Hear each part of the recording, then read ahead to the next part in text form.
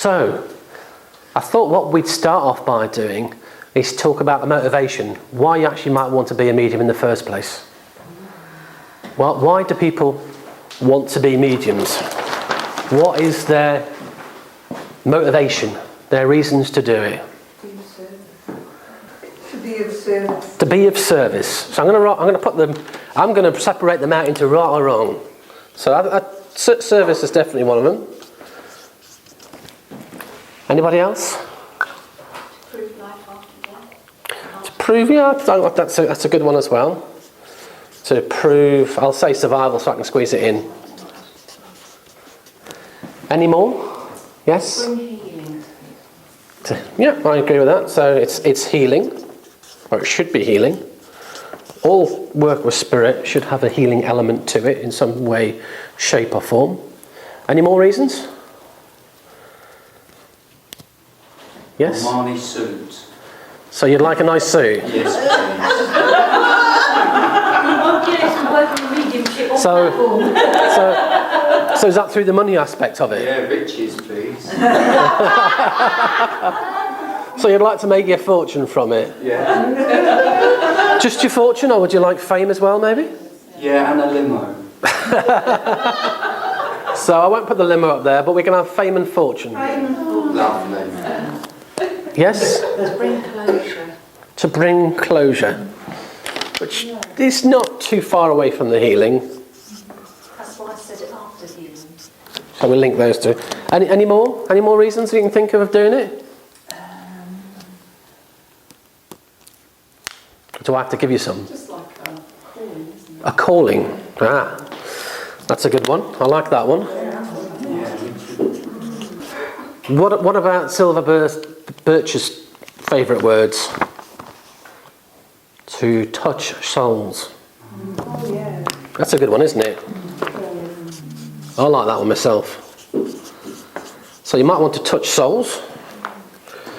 You might want to be mad. Make a difference.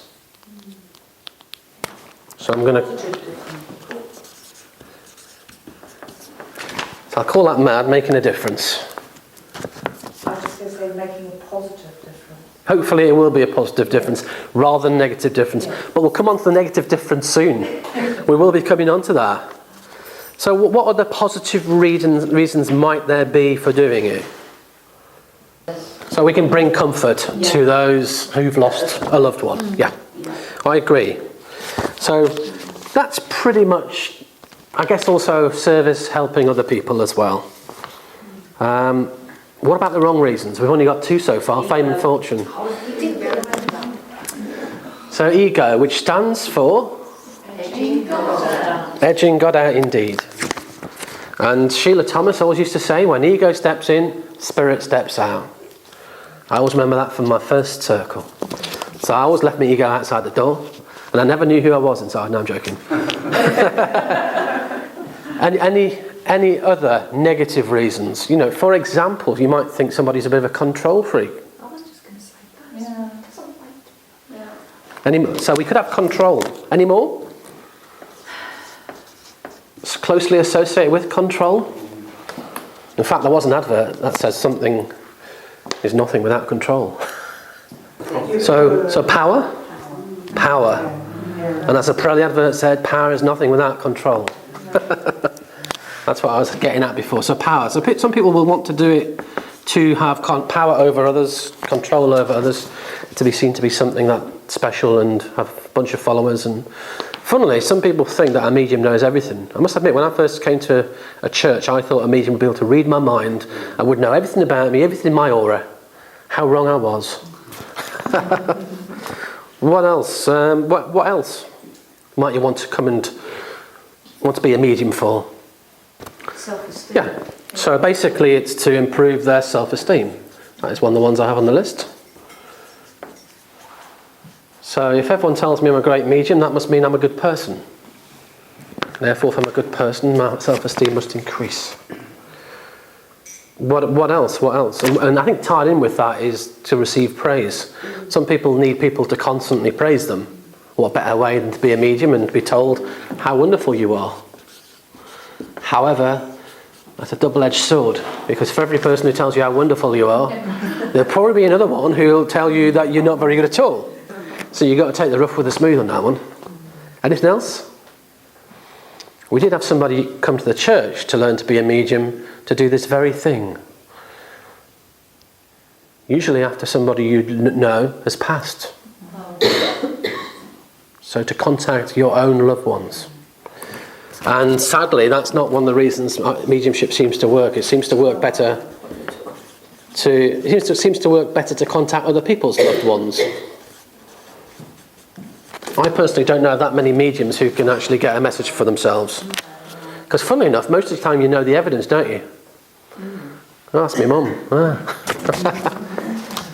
That's not to say you can't feel your own loved ones around you as such, but to try and do it to make contact and get written words or spoken words from them is not really going to happen. Has anyone got any more? Sometimes it can be different from everyone else's. Now that one there is what I'd call a neutral reason. It's positive or negative. Depends where you want to stick that one. You can be different in either regard. And the other one I've got is that basically you're born to it. Yeah. You're a born medium. And again, that's neutral in either regard, because it's your intent that goes with it that will determine where. So are mediums born or are they made? Various people have different views on it. Some people believe that everybody can be developed into some form of a medium, and other people believe that mediums are actually born, not made, and that to be a medium you have to have a gift before you arrive here. But even if you're born to be a medium, you still have to develop that gift. That gift has to be refined. That gift has to be nurtured and allowed to express itself. But the general theory is if you're not born to be a medium, you won't manifest mediumship to a great degree. But that said, everyone could be trained to develop their psychic faculties. I think we all have psychic faculties, the sixth sense, as you want to call it, the 5 C's, or however many C's you want to have. And that can be developed, yeah. And everyone can develop a healing gift, just to a more or less degree. But then again, how many people would make a platform medium? How many people have that ability to do that? Some people may be able to make a link with spirit, but can they get to the extent of doing it really well? So I don't know what the answer is.